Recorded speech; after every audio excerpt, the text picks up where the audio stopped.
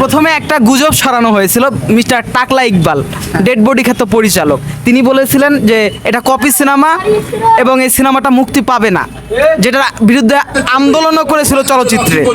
এটার বিরুদ্ধে আন্দোলন করেছে তারা, যে পরিচালক যে ইটা আছে মালিক আছে যেগুলোর 19 সংগঠন সেখানেও বক্তব্য দিয়েছে, কিন্তু তাকে পারে নাই। রায়হান রাফিকে আটকাতে পারে নাই, এই তুফানের ঝড়কে আটকাতে পারে নাই। আসলে তুফানকে আটকানো সম্ভব না, অনেকভাবেই পরিচালনা করছে। আসলে তারা মনে করেন যে মুখের কথায় ভাইরাল হতে চায়, আসলে এটা ভাইরাল হওয়ার কিছু না।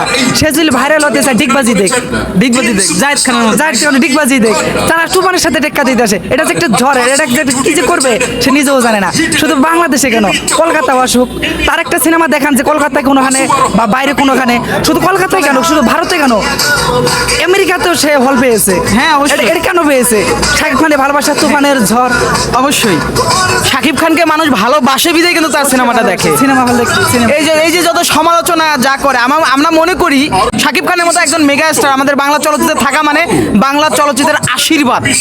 কিন্তু কিছু কিছু মানুষের চোখের কাটা হয়ে গেছে, এই কারণে শাকিব খানের সিনেমার সাথে তাদের সিনেমা পাঙ্গা নিতে পারে না। এই কারণেই যত সব আলোচনা সমালোচনা। তো ভাইয়া ভালো থাকবেন। এর আগে রাজকুমার সিনেমায় আপনার একটা ইন্টারভিউ নেওয়া হয়েছিল, ভয়েস আসেনি বিধায় আমাদের চ্যানেল থেকে আপনার সেই ইন্টারভিউটা পাবলিশ করতে পারিনি। তবে আজকে জিকো সিনেমা হলে এসেই আপনাকে মনে মনে খুঁজেছিলাম। সর্বোপরি হ্যাঁ, তুফান সিনেমাটি দেখবেন সবাই, আশা করি ভালো থাকবেন। সিনেমা দেখেনি, তারপরেও ভালোবাসার খাতিরে তুফান দেখার আপনাদের আমন্ত্রণ করলে এবং দেখার পরেও ভাইয়ার একটা স্পেশাল একটা ইন্টারভিউ থাকবে। ভালো থাকবে।